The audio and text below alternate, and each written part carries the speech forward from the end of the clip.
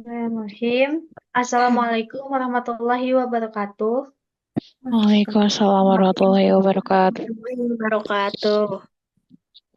Kami dari kelompok 2 kelas MN 23C akan memaparkan hasil analisis keuangan PT Telkom Indonesia guna untuk memenuhi tugas project base mata kuliah manajemen keuangan dengan dosen pengampu yaitu Bapak Wahyu Mulyadi SAB MSI. Sebelumnya, saya Kuntum Aulia Fazli Wiranti yang akan bertugas sebagai moderator dalam presentasi kali ini. Tentunya, pada kesempatan kali ini saya tidak sendiri, karena saya ditemani oleh rekan-rekan saya, yaitu Tiara Nur Azizah yang akan menjelaskan latar belakang dan neraca keuangan. Siti Maya yang akan melanjutkan dari neraca keuangan tadi, Tilda Oktaviani yang akan menjelaskan analisis rasio keuangan, Alena Azaria yang akan menjelaskan analisis tren, dan saya sendiri yang akan menjelaskan analisis SWOT, serta Alia Maulana yang akan memaparkan perbandingan dan rekomendasinya. Baik, langsung saja kita mulai. Kepada Tiara, saya persilahkan. Baik, terima kasih waktunya. Di sini saya akan menjelaskan tentang latar belakang PT Telkom. PT Telkom Indonesia atau Telkom adalah perusahaan telekomunikasi milik negara terbesar di Indonesia. Berdiri pada tahun 1965, Telkom memiliki sejarah panjang dalam menyediakan layanan telekomunikasi, mulai dari layanan telepon hingga berkembang menjadi layanan digital dan internet. Sebagai perusahaan BUMN, Telkom memainkan peran penting dalam pembangunan infrastruktur digital di Indonesia dalam menyediakan jaringan internet broadband, layanan data seluler melalui anak perusahaannya, Telkomsel, dan berbagai layanan digital lainnya. Misi Telkom adalah menjadi penyedia layanan digital terdepan di Asia Tenggara dengan komitmen pada inovasi dan inklusi digital untuk mendukung transformasi digital di Indonesia. Slide berikutnya. Ya. Di sini saya akan menjelaskan tentang neraca keuangan. Analisis yang akan disampaikan lebih lanjut mendetail oleh Siti Maya. Namun saya akan menjelaskan uh, dalam kurun waktu 2020 dan 2021. Di sini ada laporan neraca keuangan terdiri dari aset, liabilitas, ekuitas, laba rugi.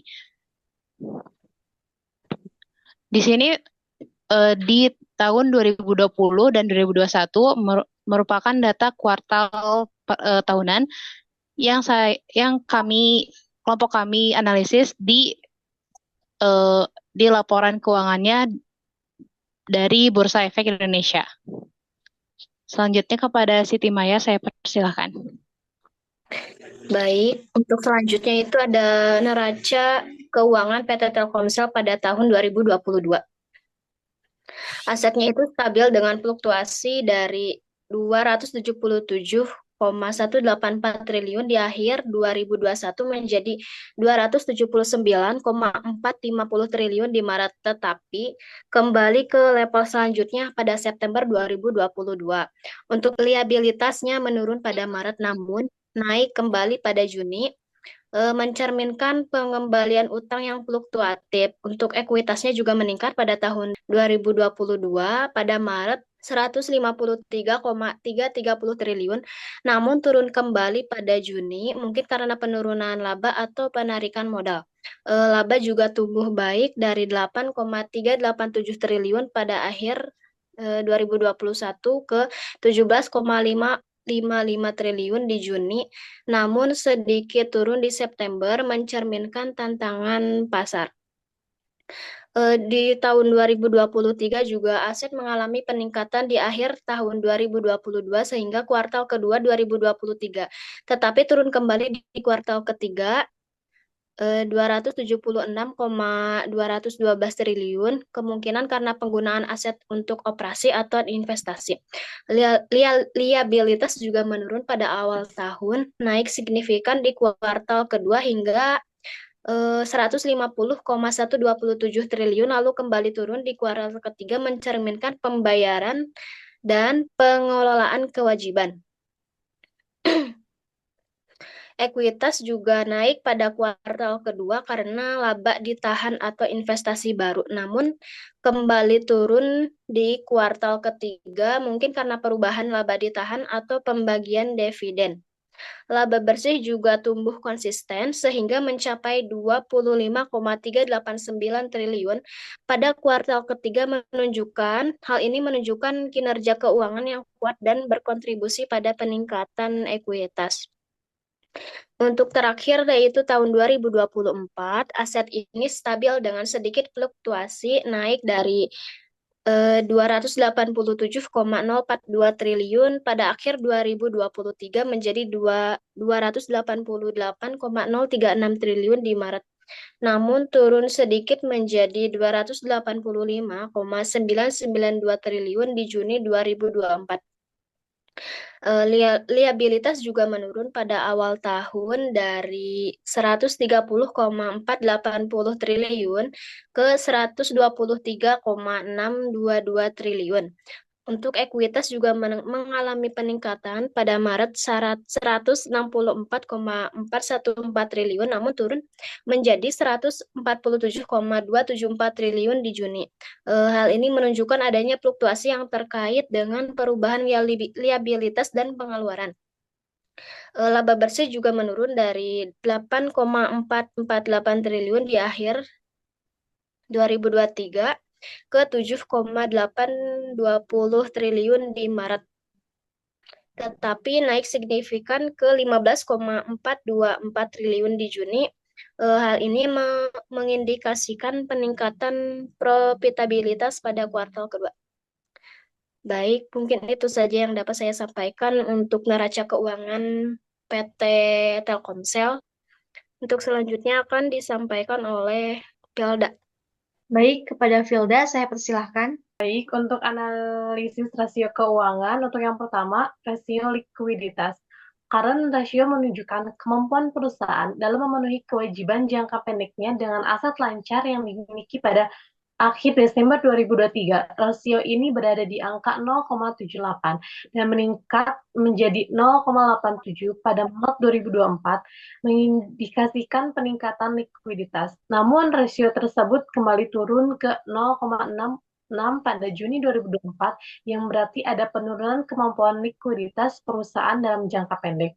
Untuk quick ratio mengukur kemampuan perusahaan untuk melunasi kewajiban jangka pendek dengan aset paling liquid tidak termasuk persediaan. Pada akhir Desember 2023, quick ratio berada di angka 0,76, meningkat menjadi 0,8 pada Maret 2024, yang menunjukkan peningkatan likuiditas namun serupa dengan current ratio, quick ratio juga mengalami penurunan pada Juni 2024 ke level 0,65. Untuk yang kedua, rasio profitabilitas. Untuk net profit margin menunjukkan efisiensi perusahaan dalam mengelola biaya pada tanggal 31 bulan Desember 2023 mencapai 0,23 namun turun ke 0,21 pada tanggal 31 bulan 3 2024 dan 0,20 pada tanggal 30 bulan 6 2024. Meski masih positif tren menurun, ini perlu diperhatikan dan memerlukan strategi peningkatan profitabilitas. Untuk ROI pada tanggal 31 bulan 12 2023 berada di 0,06, tertinggi dari semua periode, namun turun ke 0,03 pada tanggal 31 bulan 3 2024 dan naik sedikit 0,05 pada 30 bulan 6 2024. Meski ada sedikit peningkatan, nilai ROI tetap di bawah kinerja terbaik dan perlu strategi untuk peningkatan lebih lanjut. Untuk yang ketiga, rasio efisiensi. Dari data tersebut terlihat bahwa perputaran modal kerja memburuk dari 15,955 pada akhir tahun 2021 menjadi minus 28,40 pada Juni 2022, sebelum sedikit menjadi minus 5,1 30 pada Maret 2022. Ini menunjukkan bahwa perusahaan mengalami kesulitan dalam memanfaatkan modal kerjanya secara efisiensi yang mungkin disebabkan oleh peningkatan biaya operasional dan penurunan pendapatan. Aset turnover turnover tetap stabil pada 0,13 hingga akhir tahun 2021 dan meningkatkan menjadi 0,26 pada Juni 2022. Ini menunjukkan bahwa perusahaan mulai lebih efisiensi dalam menggunakan asetnya untuk menghasilkan penjualan, berpotensi menandakan perbaikan dalam pengelolaan aset. Untuk yang terakhir ada rasio solvabilitas debt to equity ratio menunjukkan fluktuasi strategi membiayai perusahaan dan menurunkan 0,83 tanggal 31 bulan 12 2023 ke 0,75 tanggal 31 bulan 3 2024 lalu naik menjadi 0,94 pada tanggal 30 bulan 6 2024 sebelum kembali ke 0,83. Ini menunjukkan adanya variasi antara pengurangan utama atau peningkatan ekuitas yang kemudian diikuti oleh tambahan utama. Mungkin untuk ekspansi meskipun masih dalam batas aman, perusahaan perlu memantau penggunaan utang dengan cermat. Untuk cash flow debt ratio menunjukkan kemampuan perusahaan melunasi utang dengan kas operasional yang meningkatkan rasio naik dari 0,09 pada tanggal 31 bulan 12 2023 menjadi 0,13 pada tanggal 31 bulan 3 2024 dan 0,21 pada tanggal 30 bulan 6 2024 sebelum sedikit turun 0,20. Tren ini menunjukkan peningkatan kemampuan perusahaan dalam memenuhi kewajiban utangnya secara mandiri dengan arus yang stabil. Mungkin yang bisa saya sampaikan hanya itu saja. Untuk selanjutnya, Baik, terima kasih. Untuk selanjutnya yaitu analisis trends atau analisis indeks yang akan dijelaskan oleh Alena Zaria. Kepada Alena, saya persilahkan. Oke, baik, terima kasih. Di sini saya akan menjelaskan analisis tren atau indeks. Jadi tabel ini menyajikan perbandingan indeks neraca keuangan PT Telkom pada beberapa periode dengan akhir tahun 2023 sebagai tahun dasar atau patokan, diwakili oleh angka 100. Angka di atas 100 menunjukkan peningkatan dibandingkan dengan tahun dasar, begitupun sebaliknya. Mari kita lihat satu persatu pos yang ada dalam neraca keuangan PT Telkom ini. Yang pertama aset. Aset perusahaan menunjukkan sedikit fluktuasi sepanjang periode. Pada 31 Desember 2023, aset berada di 287,042 triliun, kemudian meningkat sebesar 0,3% menjadi 288,036 triliun pada 31 Maret 2024. Namun pada 30 Juni 2024, aset turun tipis menjadi 285,992 triliun. Penurunan kecil ini dapat menunjukkan adanya likuidasi aset atas penurunan nilai aset yang dipegang oleh perusahaan. Secara umum, nilai aset perusahaan tetap stabil dengan sedikit peningkatan di awal tahun yang menunjukkan bahwa perusahaan mempertahankan basis asetnya secara konsisten. Yang kedua, liabilitas. Liabilitas perusahaan menurun sebesar 5,3% dari 130,480 triliun pada 31 Desember 2023 menjadi 123,622 triliun pada 31 Maret 2024. Penurunan ini mengindikasikan adanya pelunasan utang atau pengurangan kewajiban perusahaan. Namun pada 30 Juni 2024, liabilitas meningkat 6,3% menjadi 138,718 triliun. Kenaikan ini mungkin mencerminkan adanya peningkatan utang baru atau kewajiban jangka pendek yang diambil oleh perusahaan, mungkin untuk mendukung aktivitas operasional atau investasi. Yang ketiga, ekuitas. Ekuitas perusahaan meningkat 5% dari 156,562 triliun pada 31 Desember 2023 menjadi 164,414 triliun pada 31 Maret 2024 yang mungkin disebabkan oleh laba yang diperoleh atau peningkatan nilai aset bersih. Namun pada 30 Juni 2024 ekuitas turun sebesar 5,9% menjadi 147,274 triliun. Penurunan ini bisa disebabkan oleh peningkatan liabilitas atau adanya pengeluaran yang mengurangi ekuitas. Yang terakhir yaitu laba atau rugi. Pada 31 Maret 2024, laba bersih tercatat sebesar 7,820 triliun, turun menjadi 7,4%, sedikit dari 8.448 triliun pada 31 Desember 2023. Penurunan ini menunjukkan sedikit penurunan profitabilitas di awal tahun. Namun pada 30 Juni 2024 laba naik signifikan menjadi 8,3%, yaitu 15,424 triliun, menunjukkan peningkatan kinerja perusahaan dalam menghasilkan laba selama kuartal kedua. Angka laba yang lebih tinggi ini mendukung kenaikan ekuitas awal tahun meskipun ada fluktuasi di kuartal berikutnya. Mungkin sekian dari saya. Terima kasih. Selanjutnya ada analisis SWOT yang akan dijelaskan oleh saya sendiri. Yang pertama ada strengths atau kekuatan. Ada 3 poin. Yang pertama yaitu kinerja keuangan yang stabil. Meskipun menghadapi ketidakpastian ekonomi global, PT Telkom berhasil mempertahankan pertumbuhan pendapatan dan laba yang stabil. Kontribusi dari berbagai segmen bisnis, khususnya layanan data dan internet, telah mendukung stabilitas keuangan perusahaan. Yang kedua yaitu dominasi pasar di Indonesia. Sebagai pemain terbesar dalam industri telekomunikasi Indonesia, Telkom juga memiliki jaringan infrastruktur yang luas dan pelanggan terbesar di pasar domestik, terutama melalui Telkom dan IndiHome. Yang ketiga, inisiatif digitalisasi dan diversifikasi layanan.